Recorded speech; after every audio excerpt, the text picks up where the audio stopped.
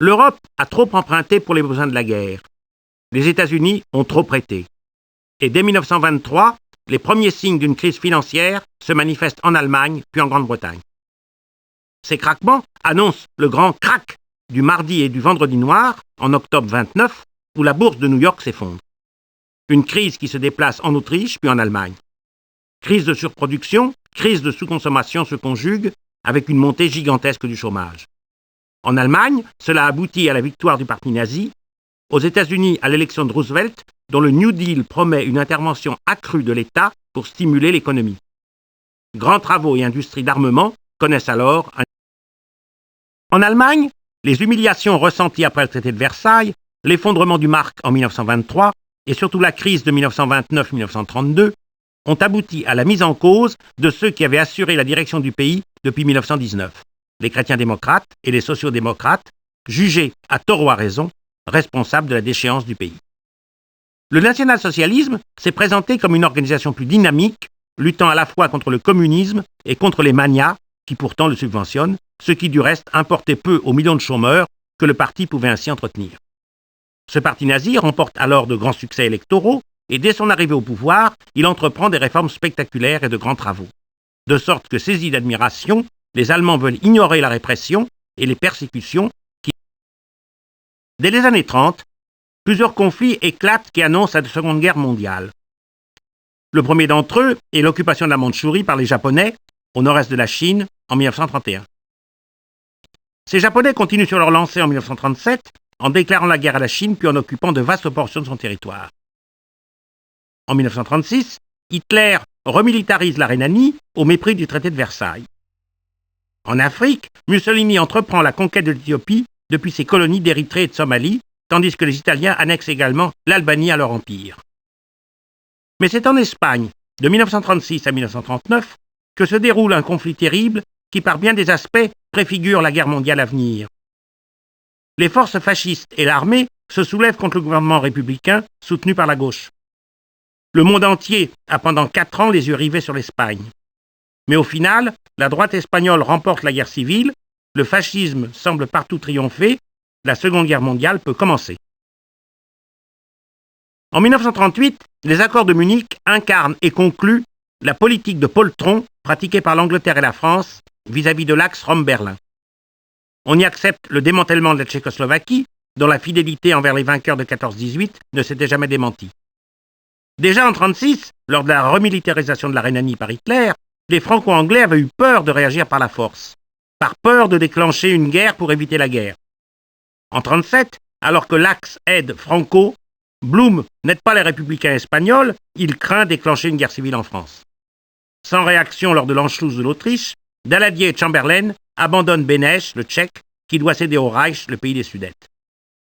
Dès lors, convaincus de l'impuissance des Franco-Anglais, les suspectant de vouloir tourner l'Allemagne contre l'URSS, Staline conclut avec elle un pacte qui aboutit au partage de la Pologne et à l'annexion des pays baltes par l'URSS. C'est le Waterloo de la politique alliée. Le 1er septembre 1939, les forces allemandes entrent en Pologne, entraînant 2 jours plus tard la déclaration de guerre de la France et du Royaume-Uni à l'Allemagne. Après avoir tenté de faire face à un déferlement blindé qui conduit en 2 semaines à l'encerclement de la majeure partie des forces polonaises, le pays se voit envahi, cette fois à l'Est, par les Russes, en vertu des clauses secrètes du pacte germano-soviétique. Malgré une forte résistance, Varsovie, bombardée, capitule le 27 septembre, les dernières troupes polonaises rendent les armes le 5 octobre. L'URSS et l'Allemagne se partagent les dépouilles du pays.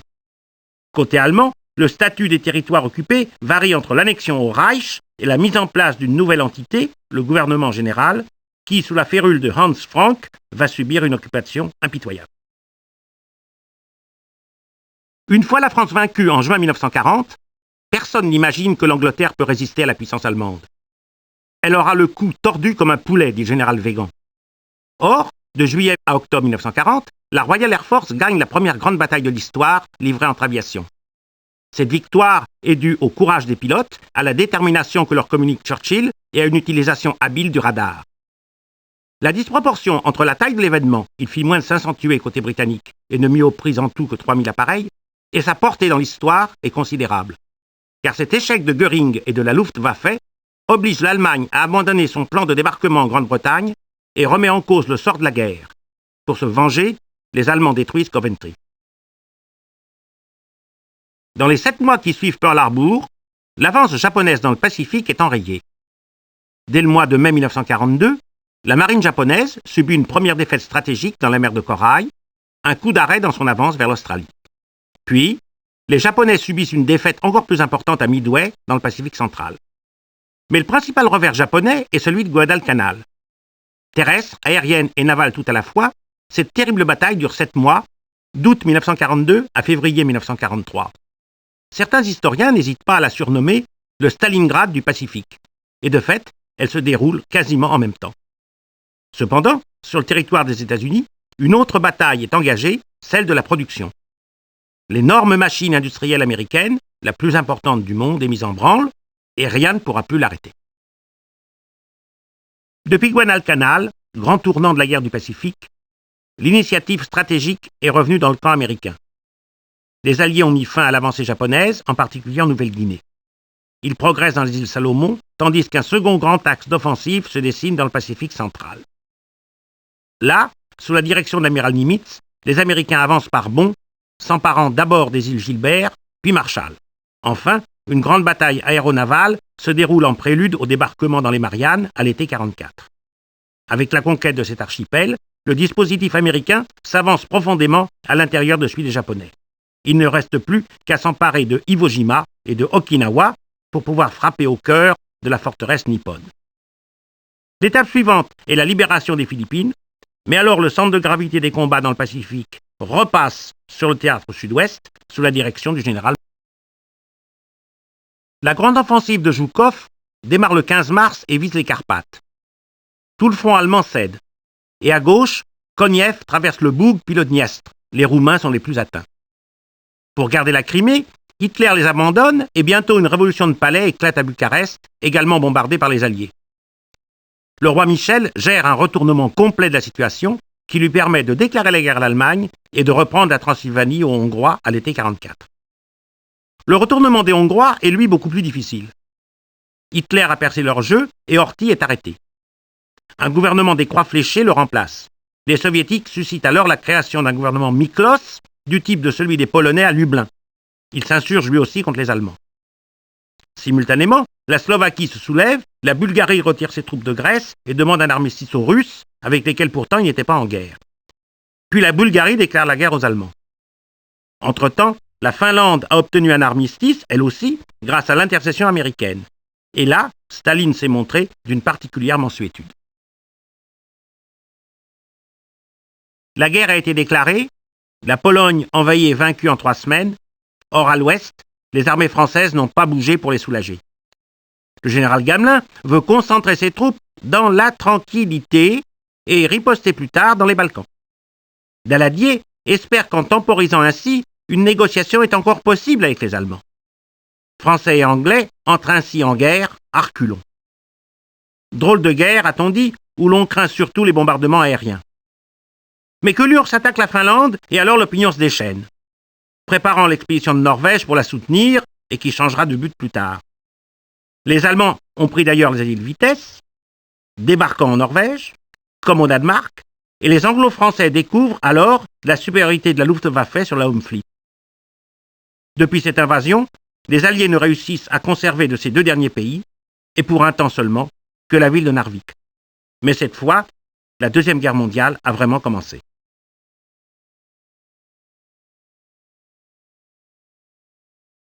Je n'avais pas assez de sang dans les veines pour rougir devant lui, disait Mussolini avant de rencontrer Hitler à la suite de la défaite de ses armées en Grèce. Le Führer relève le défi et imagine une descente dans les Balkans avec l'appui du régent de Yougoslavie. Cette alliance indigne les populations. Le jeune roi Pierre chasse le régent, mais les Allemands ont déjà envahi le pays et pris Belgrade du 7 au 12 avril 1941. Passant par le territoire de leur allié, la Bulgarie, ils envahissent également la Grèce et occupent Athènes le 27 avril. Campagne éclair qui chasse les Anglais de la Crète où ils avaient débarqué, leur flotte ne faisant pas partie égale avec la Luftwaffe. Piteux échec pour les Britanniques, échec qui prouve que dorénavant, la maîtrise des mers n'est plus rien sans la maîtrise de l'air. Mais la résistance des Yougoslaves dans leurs montagnes va freiner l'attaque allemande en Russie, ce qui n'était pas prévu non plus. Au printemps 1942, les Allemands reprennent l'offensive. Cette fois, l'objectif semble clair, les champs de pétrole du Caucase. Après une avancée rapide et la prise de Sébastopol, les Allemands rejoignent le Don et approchent du Caucase. Mais les objectifs vont bientôt se scinder et outre le pétrole, Hitler va demander à ses troupes de contrôler le cours de la Volga à Stalingrad. La 6e armée du général Paulus s'approche de la ville, mais après quelques percées faciles, va se laisser enferrer dans la plus grande bataille en ville de tous les temps. À l'approche de l'hiver, Stalingrad n'est toujours pas sous contrôle allemand. C'est le moment que choisissent les soviétiques pour enfoncer les flancs du dispositif qui borde la ville, formant bientôt une poche que Hitler se refuse à évacuer. Le 5 février, Paulus et ce qui reste de la 6e armée capitulent. Stalingrad devient un symbole, la roue de l'histoire a tourné, le temps des victoires allemandes est terminé. Malgré les réticences des Américains, les Alliés décident, à la suggestion de Churchill, de mettre l'Italie hors de combat avant d'opérer le grand débarquement en Normandie. La campagne de Sicile, du 9 juillet 1943, est un succès complet face aux Italiens, mais les Alliés ne peuvent empêcher les 70 000 Allemands de se replier en bon ordre. Les Italiens ne s'étaient pas battus. Hitler dit alors son appréhension à Mussolini, mais déjà Ciano et Grandi envisagent le décrochage d'avec l'Allemagne. C'est le premier pas d'un complot qui aboutit à l'arrestation du Duce le 24 juillet 1943, le roi ayant tiré les ficelles de ce coup d'État qui donne le pouvoir au maréchal Badoglio. Tandis que les troupes alliées avancent difficilement en Italie du Sud, Badoglio signe l'armistice avant de déclarer la guerre à l'Allemagne. L'Italie est désormais divisée en deux, le Sud libéré des Allemands et en guerre contre le fascisme, le Nord où se lève la résistance qui combat Mussolini libéré par les nazis et qui dirige désormais la République de Salo. En Grande-Bretagne, la guerre provoque une sorte d'aplatissement social dû à la nécessité pour le gouvernement d'accroître les services sociaux qui concernent tous les citoyens.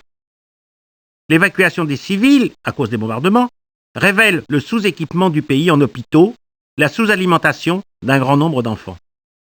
L'état de guerre stimule ainsi une exigence de réforme que résume le rapport Beveridge en 1942, un best-seller inattendu qui préconise l'instauration après la guerre de l'État-providence, welfare state, avec sécurité sociale, soins gratuits pour tous, etc. En outre, la guerre débloque une partie de la société en permettant à des couches nouvelles, techniciens, savants, de bénéficier d'une ascension qui les place à l'égal des politiques, des militaires, voire de la gentry. Enfin, les femmes connaissent une promotion professionnelle et sociale qui, en 1945, les met à la tête du féminisme européen.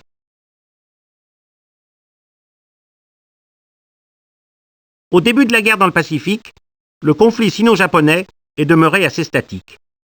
C'est au printemps 1944 seulement que les Japonais lancent une vaste offensive en Chine du Sud-Est, conquérant de vastes territoires.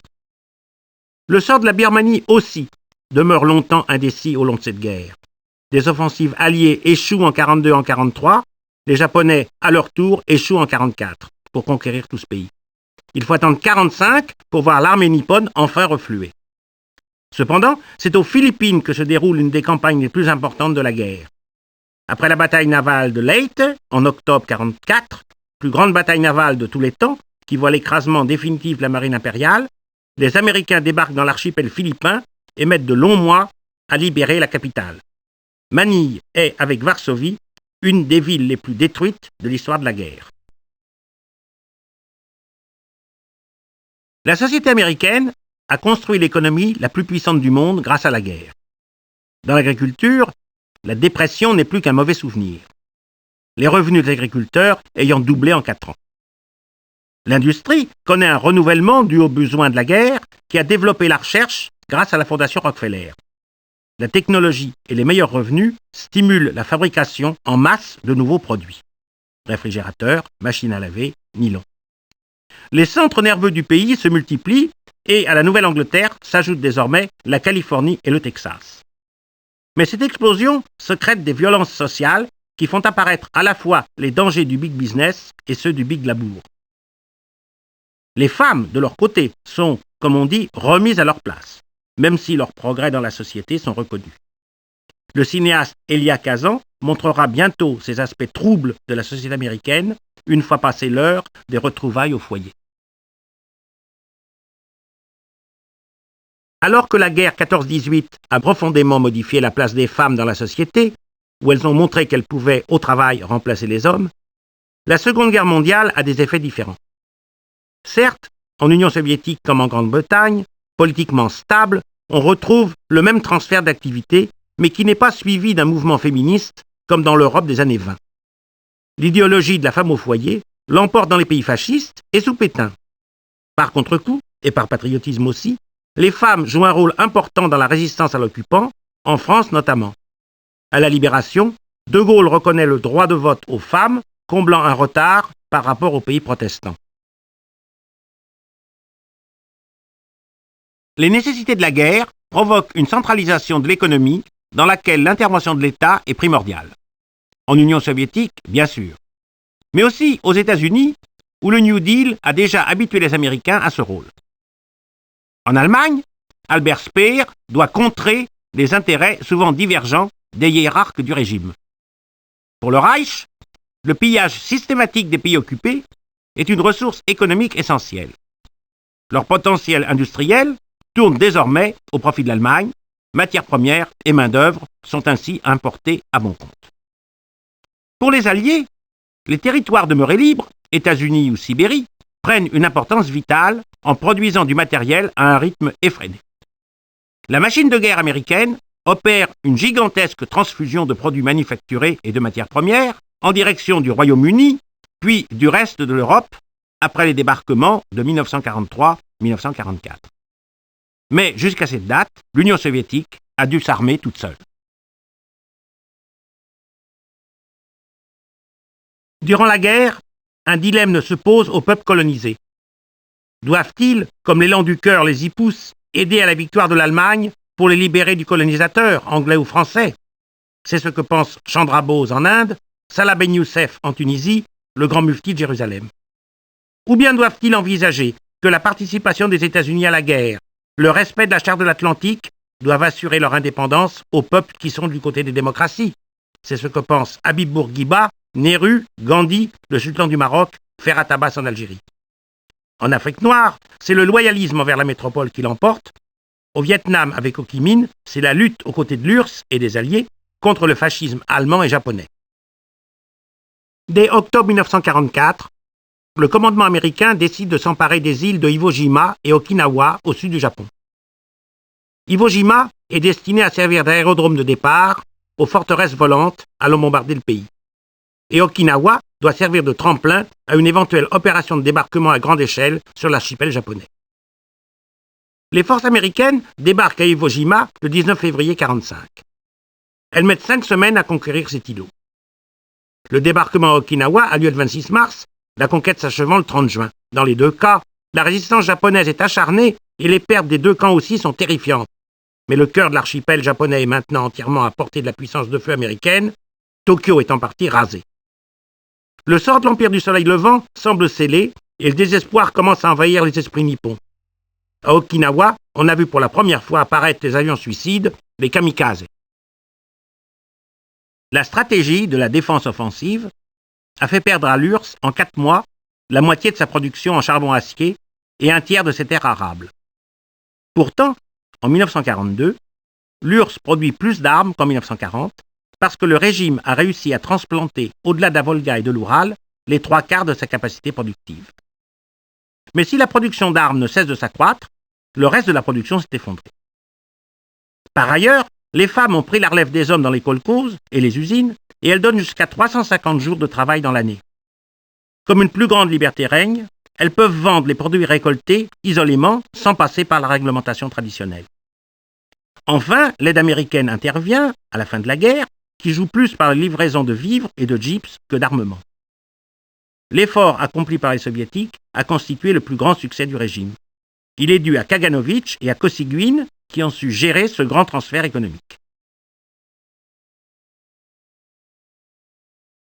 C'est en Pologne, où une ancienne tradition a accoutumé la population à s'opposer à l'invasion étrangère, que la résistance est la plus unanime, même si elle est divisée. 2 ans plus tard, en 1941, le Serbe Mihailović et le Croate Tito se dressent contre le Pétain serbe Nedić et les Oustachides Zagreb. L'Europe occidentale n'a pas aussitôt la même capacité ou la même volonté d'agir, sauf en Norvège. En France, la politique de collaboration du maréchal Pétain, qu'une partie des Français a cru être au début un double jeu, freine l'adhésion au général de Gaulle, dont l'appel du 18 juin éveille pourtant le patriotisme de tous. La résistance prend une vigueur nouvelle avec l'adhésion massive des communistes à son combat et avec l'arrivée des réfractaires du service du travail obligatoire dans les maquis, les Glières ou le Vercors, qui se sont constitués en 1943-1944. Cette résistance joue un rôle déterminant dans la libération de Paris et plus encore dans celle du sud de la France.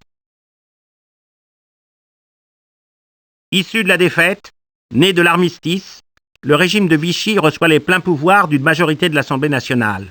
Il n'y a que 80 opposants.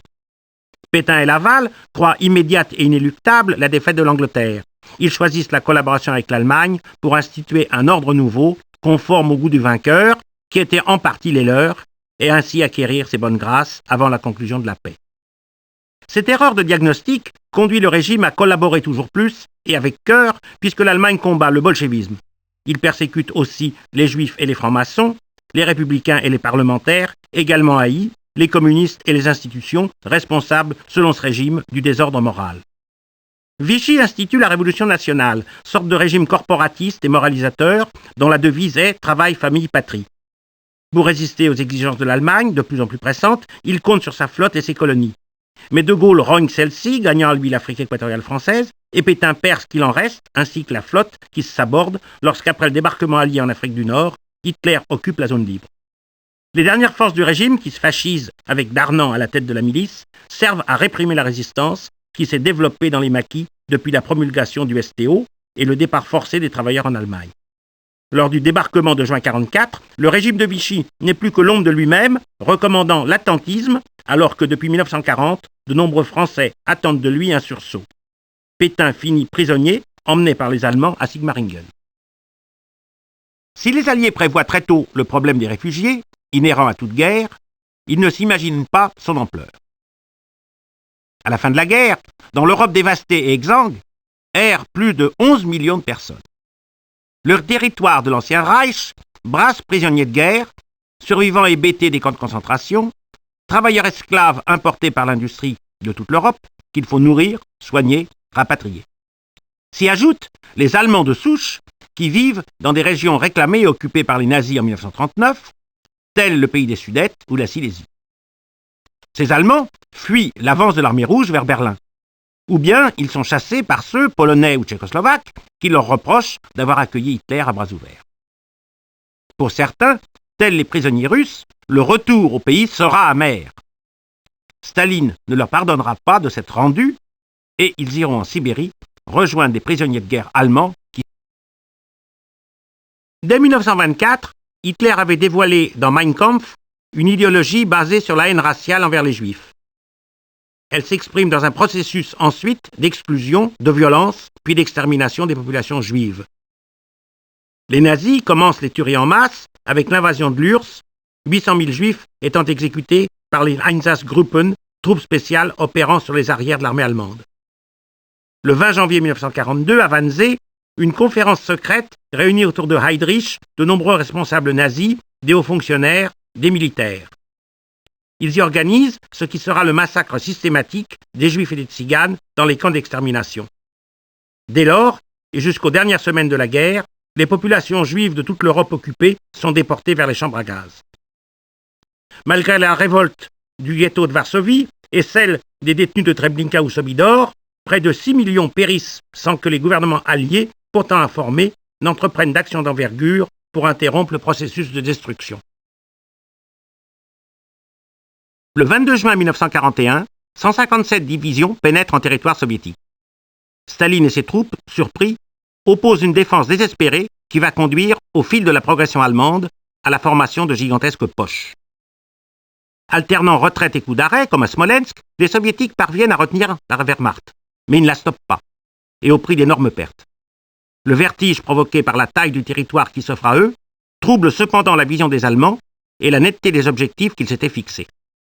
Moscou semble moins prioritaire, et les efforts se diluent en direction de Leningrad et du Dniepr. Bloqués au nord, les Allemands déferlent alors en Ukraine à la mi-septembre. Hitler recentre ensuite le dispositif en direction de Moscou, mais le temps est compté. L'opération est d'abord un succès. Or, les Allemands s'enlisent, dans la boue, dans la glace. Le 2 décembre, la machine s'arrête à 45 km de Moscou, gelée. Hitler s'oppose au retrait demandé par ses généraux et la Wehrmacht doit faire face à une contre-offensive.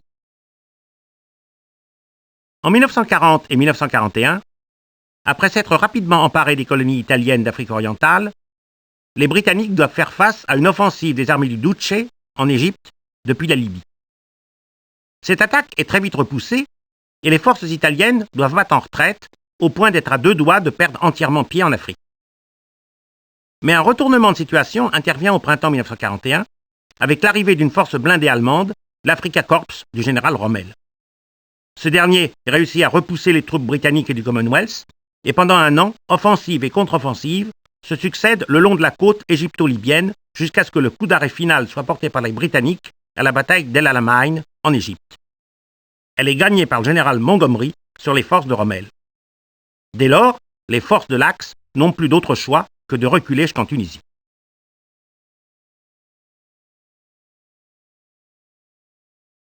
La région de Monte Cassino, que domine le monastère fondé par saint Benoît, constitue aux yeux des Alliés un point de passage obligé sur la route de Rome. L'opération qui doit emporter cette position doit se dérouler conjointement avec un débarquement plus au nord, à Anzio. Cette première tentative, qui a lieu en janvier 1944, est un échec. Une opération de débordement n'obtient que de maigres résultats. Le 15 mars, un bombardement massif précède le nouvel assaut de la zone, mais c'est encore un échec. Cassino ne tombe que le 18 mai, sous le coup d'une vaste offensive déclenchée une semaine plus tôt. Après avoir fait la jonction avec les troupes toujours bloquées de la région d'Anzio, les Alliés, dont un bon nombre de Polonais, de Français et de troupes coloniales, se dirigent vers Rome. Les dirigeants nazis ont toujours considéré le cinéma comme le foyer central de leur propagande. Depuis le triomphe de la volonté, de Leni Riefenstahl, jusqu'au juif sus de Weiterland. Avec Goebbels, ils supervisent directement les actualités. À la différence de la France, qui veut ignorer le danger nazi avant 1939 et qui, au nom du pacifisme, fraternise même avec l'allemand dans la Grande Illusion en 1938, les Américains, eux, produisent un cinéma antifasciste dès l'époque de la guerre d'Espagne. C'est la confession d'un espion nazi, de Litvak, en 1940, ou le dictateur de Chaplin. Puis Roosevelt commande à Frank Capra « Pourquoi nous combattons ?» et tout un programme de films justifiant l'entrée en guerre. Le cinéma de l'Union soviétique hérite de la désorganisation liée à l'invasion et d'une liberté d'expression plus grande qu'avant 1941. Alexandre Nevsky de Eisenstein y avait préparé l'opinion à une guerre contre les Allemands. L'Arc-en-ciel de Donskoy ose montrer une femme russe prendre pour amant un officier allemand et on imagine mal une telle audace dans le cinéma américain. Quant au cinéma français de l'occupation, sauf dans les actualités, il recherche l'évasion et évite d'évoquer la guerre. Pourtant, les films de Clouzot, comme Le Corbeau, ne manquent pas de renvoyer à une société délétère, celle de Vichy.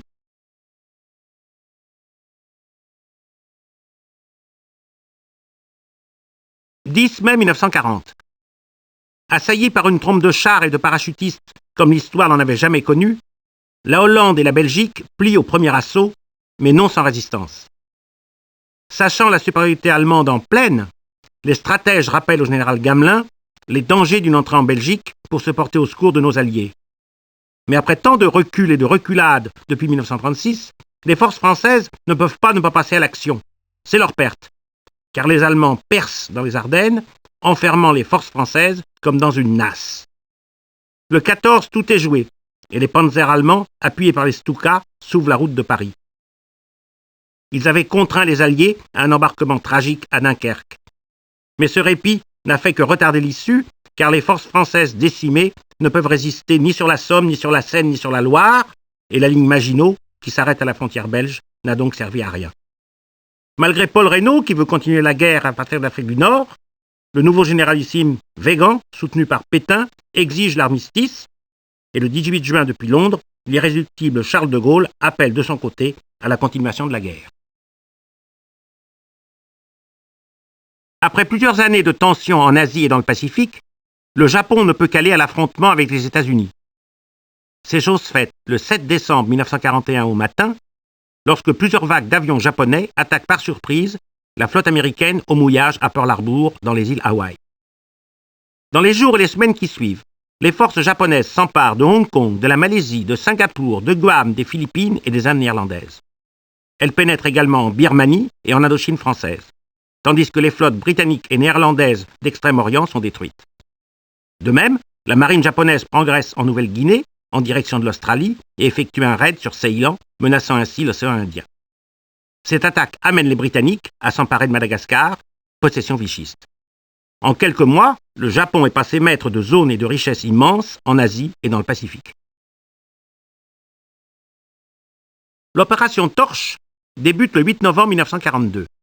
Des troupes alliées, essentiellement américaines, débarquent au Maroc, à Alger et à Oran. L'opération a été menée de connivence avec le général Giraud et des résistants gaullistes qui facilitent la tâche aux Alliés. Alerté par Roosevelt, Pétain déclare « Nous sommes attaqués, nous nous défendrons, c'est l'ordre que j'ai donné ». Cependant, l'amiral Darlan, son ministre de la Guerre, qui est à Alger, signe bientôt un armistice. Or, Pétain l'a assuré de toute sa confiance. Pour les Allemands, c'en est trop. Ils envahissent sa zone libre, bien que Laval s'efforce de les persuader que la politique de collaboration continue. On est en plein double jeu. Et le ralliement de Darlan aux Américains conduit Pétain à laisser la Tunisie se donner à la Wehrmacht. L'Afrique du Nord est ainsi partagée en deux, le Maroc et l'Algérie côté allié, la Tunisie du côté de l'Axe. Au printemps 1943, les forces françaises d'Algérie et du Maroc, ralliées à Giraud et de Gaulle, aident les Américains à conquérir la Tunisie.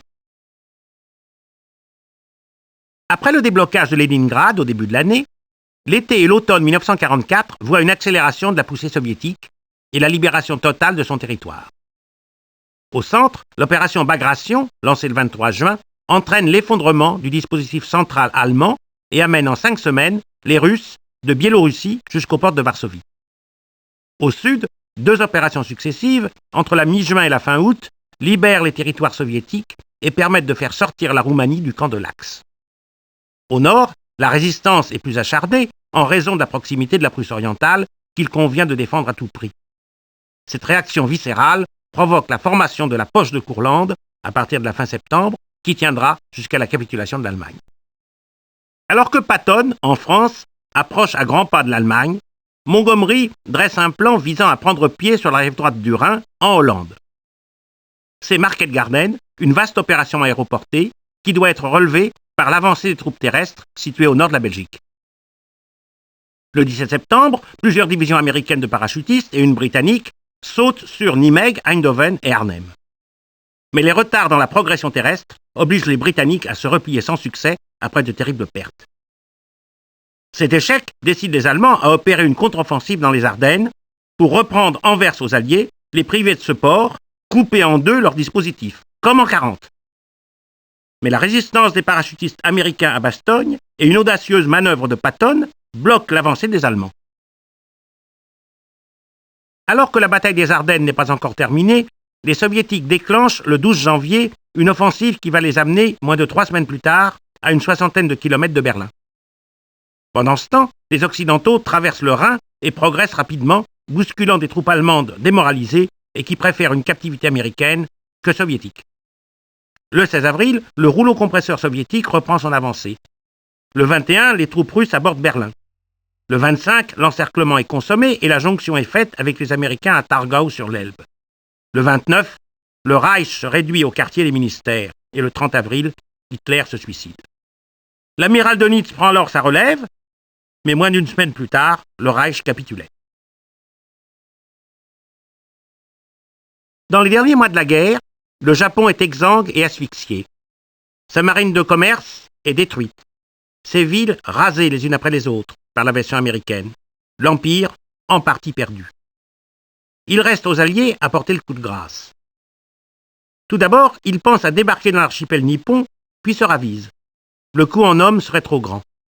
De toute façon, le Japon est au bord de l'effondrement, prêt à capituler. Le président américain Truman décide alors d'utiliser 2 bombes atomiques. Le 6 et le 9 août 1945, Hiroshima puis Nagasaki sont ainsi rayés de la carte. Comme promis, le 8 août, les Soviétiques attaquent l'armée japonaise en Mandchourie. La capitulation du Japon peut avoir lieu sur le pont du cuirassé américain Missouri, ancré en rade de Tokyo le 2 septembre 1945. La guerre mondiale. Sur toute l'étendue des territoires contrôlés par l'Axe, se déroulent de gigantesques opérations de représailles contre les mouvements de partisans et des brutalités systématiques dues à la politique raciale des nazis contre les populations civiles, particulièrement en Europe de l'Est, en URSS occupée et dans les Balkans. L'ordonnance Nacht und Nebel, nuée et brouillard, de décembre 1941, confie directement à la Gestapo toutes les personnes susceptibles d'attenter à la sécurité de l'armée allemande dans les territoires occupés. Cette Gestapo fait régner une loi impitoyable, tout comme c'était auparavant le cas en Allemagne, envers les Slaves, les Juifs, les Tziganes, les francs-maçons, les opposants politiques et les résistants qui sont traqués, arrêtés, massacrés ou envoyés en camp de concentration, voire d'extermination. Là, les prisonniers sont assassinés en masse dans des chambres à gaz ou meurent par centaines de milliers du fait des épidémies, des mauvais traitements ou du travail forcé. Afin de ravitailler la Grande-Bretagne et de lui faire profiter de la production américaine, des milliers de cargos et de pétroliers doivent franchir l'Atlantique, malgré la menace des bâtiments corsaires et des sous-marins allemands bien décidés à couper cette route maritime vitale. Mais une telle stratégie nécessite de gros moyens que l'Allemagne ne possède pas. Dans tous les domaines, techniques, tactiques, tonnage construit, etc., la supériorité des marines anglo-saxonnes et alliées est nette, même si jusqu'en 1943, les Allemands portent des coups terribles aux Alliés et réussissent presque à couper les routes océaniques. Et cela, notamment dans l'océan Arctique, pour couper la route des convois d'armes destinés à l'Union soviétique. Il est frappant de voir le choc que crée chez les Américains la découverte et la libération des camps d'extermination en avril 1945. Ils ne voient pas immédiatement que pour l'essentiel il s'agit de juifs. Le premier rapport communiqué à Eisenhower distingue des prisonniers politiques, des criminels de droit commun, des objecteurs de conscience, des hommes et des femmes qui ont refusé le service du travail. Seulement, dans la conclusion, on lit « Il apparaît que juifs, russes et polonais ont été traités avec une plus grande sévérité que les autres. » Cette cécité vis-à-vis des juifs, victimes invisibles, s'explique en partie par le désir inconscient des dirigeants alliés de ne pas avoir l'air d'avoir fait la guerre pour libérer les juifs, ce qui était l'argument majeur de la propagande nazie. D'où le peu d'écho donné de 1941 à 1945 aux informations qui peuvent leur parvenir sur les camps. De sorte que, sauf en Europe centrale, les juifs eux-mêmes ignorent le sort qui leur est réservé. Dès avant Yalta, Churchill avait craint que les soviétiques, loin de s'arrêter à la limite de leurs frontières, ne s'avancent à l'ouest jusqu'à l'occupation du reste de l'Europe centrale. L'insurrection de Varsovie, abandonnée à son sort par les soviétiques, préjuge mal de l'avenir. Au sud, Tito apparaît incontrôlable, mais les anglo-saxons ignorent qu'il l'est aussi pour Staline. Dès le 18 octobre 1944, il entre dans Belgrade sans attendre Tolboukine. Mais les soviétiques atteignent Vienne les premiers, ce qui, pour les Autrichiens, n'est pas une libération. Depuis la rencontre de Torgau, le 25 avril, Eisenhower avait promis aux Russes de les laisser entrer dans Prague. De fait, les Tchèques auraient voulu se libérer eux-mêmes et le 5 mai éclate une insurrection, mais elle est réprimée. La capitulation allemande oblige alors l'occupant à retirer ses troupes et le 9 mai, follement acclamé, les Russes entrent dans la capitale de la Tchécoslovaquie. Leur pays méthodiquement pillé par les Allemands, qui transfèrent sur leur territoire produits agricoles, matières premières et main-d'œuvre, les habitants des pays occupés doivent faire face à la pénurie.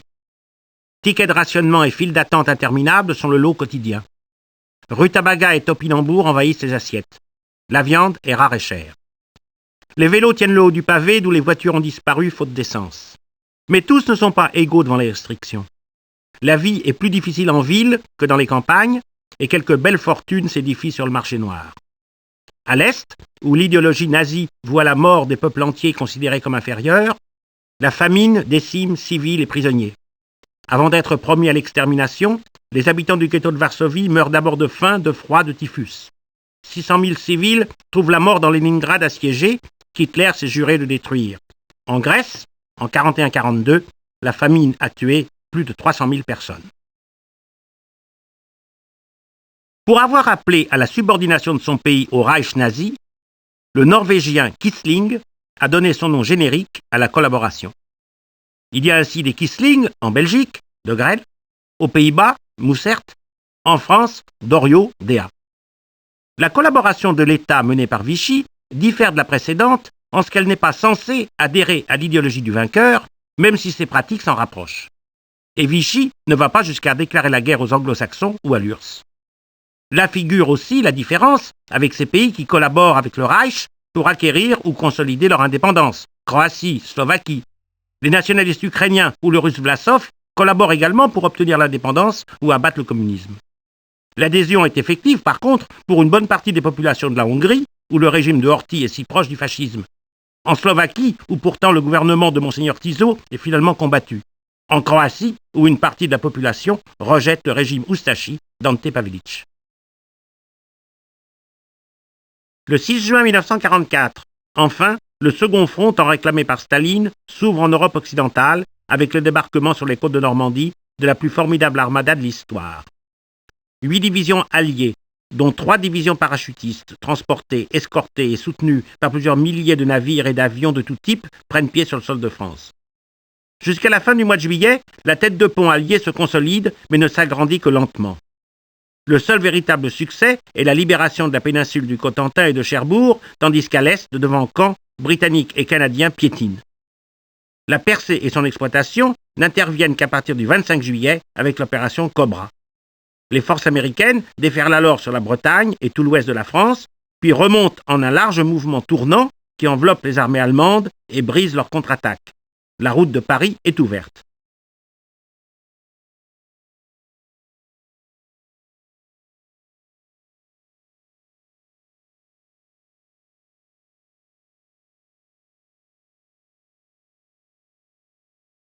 Jamais conflit n'avait suscité pareille hécatombe. 50 millions de morts environ, contre 13 millions en 14-18. Les camps d'extermination et les bombardements aériens massifs sont la marque particulière de la Deuxième Guerre mondiale. Les premiers, œuvre des nazis essentiellement, ont fait plus de 4 millions de victimes, en majorité juifs.